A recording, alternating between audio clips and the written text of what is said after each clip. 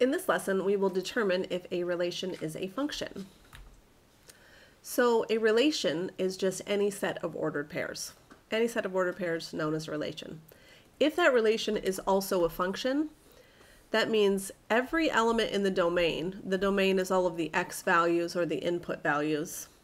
If every element in the domain has just one element in the range, which means the y values, then it is a function. So in this case, this is a function because Bob has one age, John has one age, Bill has one age, and Mark has one age. It does not matter that John and Mark are the same age. It matters that each value in my domain has just one value in the range. In this example, we can see that Bob is actually 18 and 20, which is impossible. This is not a function because there's a value in my domain that has more than one value in the range. So looking at a set of ordered pairs, what I'm going to look for is there a value that happens more than once in the domain, which is of course the x values. Do I have values in the domain that match up with different things in the range? So 1 matches up with 3, but 1 also matches up with 8. So this is not a function because I've got at least one value in my domain that has more than one value in the range. Notice it says if it is a function, state the domain and range. So we'll do that on the next one if it is in fact a function. So looking here, I'm looking at my x values and I'm really just looking to see if any of them happen more than once. Because they don't, I know that each of my x values has only one y value. So this, yes, is a function.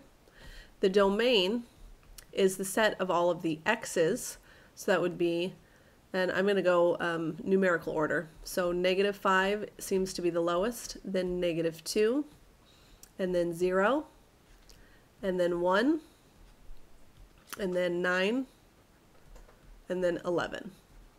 Notice I'm putting those in the set brackets, which are the squiggly ones. It is a good idea to put them from least to greatest. The range would be, starting with the least value, looks to be -4. And then 0. And then I've got 2, 6, 5, and 2. So I'm going to write 2, and 2 happens 2 times. But that doesn't matter. That doesn't affect whether or not it's a function. But we will only write it once in the range. Then I have 5, and then I have 6. So my domain, all of the values, my range, all of the values, but we never write a value twice. Last one, I've got 4, 2, 9, and -3 for my domain. Notice none of those happens twice, so this, yes, is going to be a function. The domain of that function is going to be all of the x values, so least to greatest, that would be -3, then 2, then 4, then 9. The range would be all of the y values, which would be 7, and 7, and 7, and 7, which would be 7 just one time. So it does not matter that they all match up to 7. It would matter if it was the other way around. When you look at an equation to determine whether or not it's a function, again, we're looking for every x having just one y.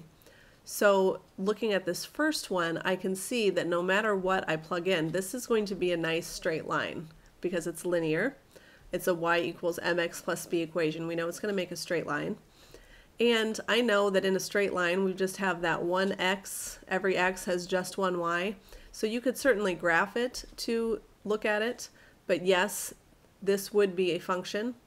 Now on my second one, this is troublesome for me. So let's say I plug in 0, no, not 0. Let's say I plug in 2 for x. If I plug in 2, I would get 2 squared, which is 4. And then I could say plus 4 minus 6 would be -2. And if I plugged in, again, 2, I could say -4 minus 6.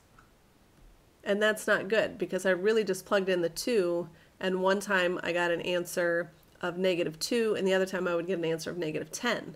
So all of those values would be more than one y for an x. So this is a no because of that plus or minus situation.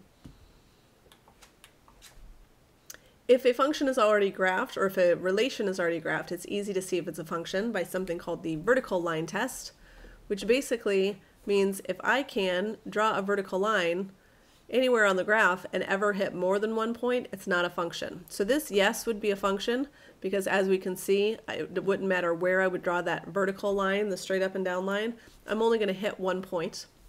Whereas this obviously would be a no, because I'm hitting 2 points on my graph with a nice straight line. Same thing with the circle, I'm going to hit 2 points with a vertical line. So this is a no as well. Here are practice questions for you. So take a look at these 4 items, determine which are functions and which are not, and then press play to check your work. For the first, I've got 2 that matches with 4 and 2 that matches with 8, and that means no, not a function. For my equation here, I would, of course, have a function here, because this would be a quadratic, this would be a parabola. I could look at the vertical line test with that.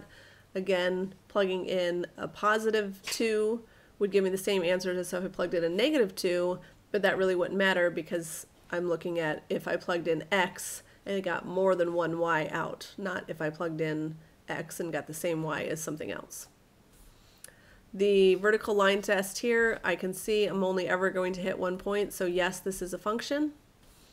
And then looking at this mapping, this is called a mapping, as we can see, each element in x only has 1 element in y, and so yes, this is a function as well.